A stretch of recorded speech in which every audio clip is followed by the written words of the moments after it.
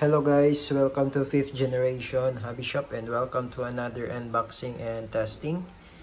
Shout out natin si Sir Kit.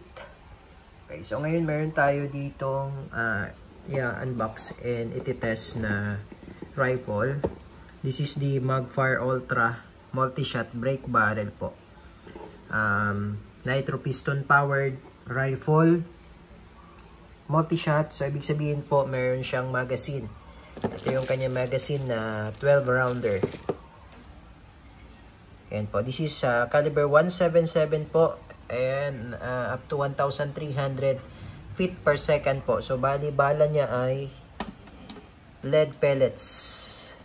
Ito po yung 177, caliber 177 lead pellets. Now I'm using the Entro Deer. This is 8.20 grains by Umarex. Yan, caliber 177. Okay. So this is Crossman po, by Crossman, nitro piston. Powered by nitro piston. Okay, so ano ba yung nitro piston? Yung nitro piston po, pakita ko lang sa inyo yung itsura ng piston. Ayan, so ano ba yung nitro piston? Ito po yung para lang po ma-demonstrate lang natin kung ano itsura ng piston. Ayan, para siyang shock. Makikita nyo yung kulay blue na yan yung piston. Sorry. Dalis muna natin yung rifle kasi medyo mabigat. Okay, yan yung piston. Ngayon, once na binibrake nyo, kasi i-brake siya, kaya nga siya brake barrel. Kumbaga yun yung pinaka-cocking mechanism niya, yung pagbe-brake sa barrel. Na mamaya papakita ko sa inyo. So once na binrake nyo yung barrel, itong piston na to, ito yung nagko-compress sa nitrogen gas para ma-propel niya yung projectile. So ang projectile natin yung 177 na lead pellets. No? So kumbaga yung cocking mechanism niya is to break the barrel para makasa.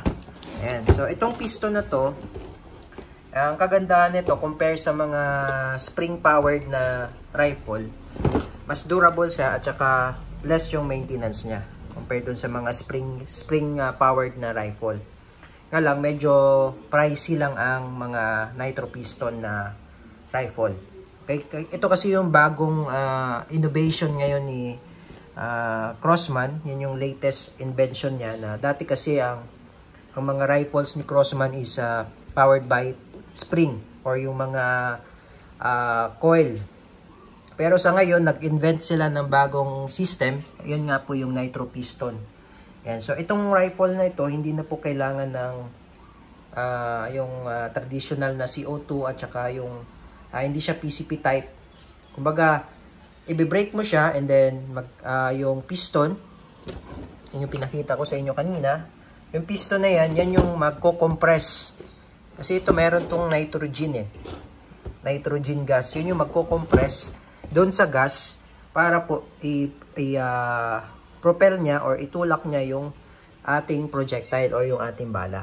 Okay? So yun yung paliwanag sa nitro piston, kung ano yung nitro piston. So pwede nyo i-check kay Mr. Google kung ano yung nitro piston. Ayan. Yan yung ating Magfire Ultra Multi-Shot Brake Barrel na rifle. And yung velocity niyang naka-indicate dito up to 1,300 EPS. Nga lang din natin alam kung gaano kabigat yung bala na ginamit nila.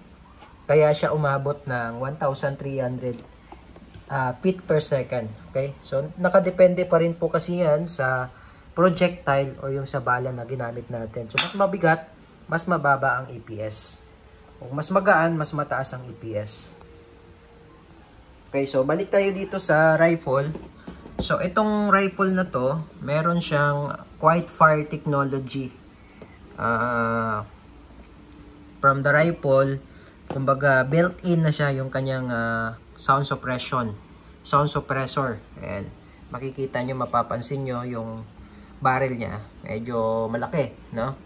Tapos, ito naman, so kung halimbawa hindi kayo gagamit ng scope, yung kanyang rear sight ay adjustable. Yan, meron siyang knob.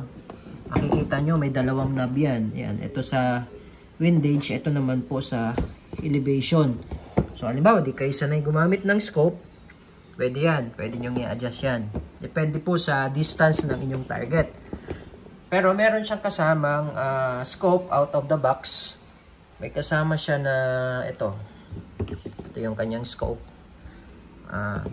Out of the box po yan. 39x40 EO na scope. Magandang scope ni Ultra. Yan. And then, itong kanyang rail is 22mm standard. Tapos, ito yung kanyang manual safety. Yan yung safety on. Yan naman po yung safety off. And tapos, ito naman po yung para sa sling. No, yung mga strap. Pwede para pagka mag-hunt, pwede nyo siyang isabit. Ayan. Tapos, yung bat niya, yung kanyang body construction ay full synthetic polymer po yan. Okay? Hindi siya wood, no? Full synthetic polymer. Kaya, long lasting siya. Hindi katulad sa mga wood na katagalan nagpe-fade. Ito, hindi nagbabago yung kulay at saka mas magaan. Ayan. Okay? So, again, shoutout natin, Sir Kit. Okay? Ito po ay Magfire Ultra multi-shot brake barrel. Ngayon, i-demo naman natin kung paano yung paglo-load sa magazine. Ito pala yung kanyang magazine na 12 rounder. Ayan, caliber 177. Okay. So, advantage ng rifle na to, maganda to sa probinsya, pang probinsya kasi. Especially yung mga lugar na mahirap magpakarga ng CO2, mahirap mag-anap ng CO2. Ayan, mas maganda to, mas bagay to doon kasi ang kakailanganin mo lang ay yung bala. Ayan, 177. Madaling hanapin yan. 177. Pero dapat yung bala na gagamitin natin is yung mga hindi local. Mga hindi local type na bala. Yung mga imported type na bala. No, yung mga local type, bawal po dito yun. Okay? So, yung mga imported type lang. Iba kasi yung diameter ng mga local dahil medyo makapal yung pagka hulma ng lead. Kaya po pwedeng bumara yun. Okay, so, ito po yung magazine niya. Ayan, makikita nyo po yung indication. Ayan, indicator na ibig sabihin yan, walang laman yung magazine. Ayan, walang laman yan. Tapos makikita nyo dyan, meron siyang arrow. Kung saan ang direction ng ikot ng wheel. Ayan, ayan. Tapos, ito naman yung direction ng pellet. Ayan, yun. So, ibig sabihin, ito yung pellet. Ipapasok mo siya dyan. Tapos, iikot mo siya. Ayan. So, ganun lang. Hanggang sa mapupuno nyo yung 12. Hanggang sa mapuno. Okay, fast forward tayo. Okay, so ayan, papuno na yung magazine. Ayan, may nakikita po kayo dyan. Kapag ayan na po ang nakikita nyo, ibig sabihin, itong space na to, huwag nyo na pong lalagyan ng bala yan kasi para po yan dito. Kasi dito natin ilalagay yan. Okay? So ngayon, ganito po yung pagkakasa nito, no? Yung ating rifle. Bali, ikakasa siya. So every break mo, i-break mo yung barrel niya. Kaya po siya brake barrel. Ganito po yan. Ayan. Okay, i-break mo siya. Sagad po sa dulo, no? Yung pag-breaking ng barrel. Tapos ibabalik mo siya. Ayan. So, medyo may force po anong pagbabalik po. No? Kasi medyo bago pa kasi kaya medyo matigas, no? Pero katagalan lumalambot naman yan. Pagka lagi siyang nabibrake. Okay? So, ganyan po yung pagkakasa. Ngayon, ipuputok mo siya, one shot, and then break ulit. Kumbaga, multi-shot siya dahil meron siyang magazine, pero kailangan pa rin ikasa. Ibe-break mo pa rin siya, no? So, ito, ipuputok po natin, no? So, take note lang po, ayan, for demonstration lang ito. Huwag nyo po siyang ipuputok ng walang magazine. So, bawal po yun. At saka, pagkalimbawa pong hindi nyo nagagamitin, huwag nyo siyang ilagay, huwag nyo siyang huwag nyo siyang ikikip ng nakakasa. So, i-rest mode nyo siya, yung kanyang trigger.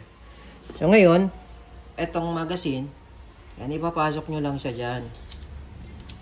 Ayan, kailangan may clicking sound para mag-lock. Okay? So, makikita nyo po, ayan, 0. Meron siya indicator eh. So, ngayon, pag binali or binibreak nyo yung barrel, ayan. Ayan. So, makikita nyo po dito. Ngayon pala, just in case lang, no? Just in case na nasira, alimbawa, yung magazine, meron siyang manual dito. Pag tinanggal nyo yan, may makikita kayo dyan, yung opening ng barrel. Pwede nyo i-mano-mano yung load ng, ng pellet. Just in case lang na masira yung wala pa tayong extra magazine dito eh. Yan. Okay.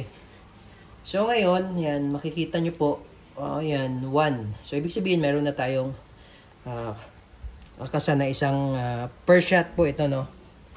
Okay, so, testing po. Bali, yung scope pala niya, di pa po yan zeroed. So, isi-zero nyo po yan, depende sa distance ng yung target.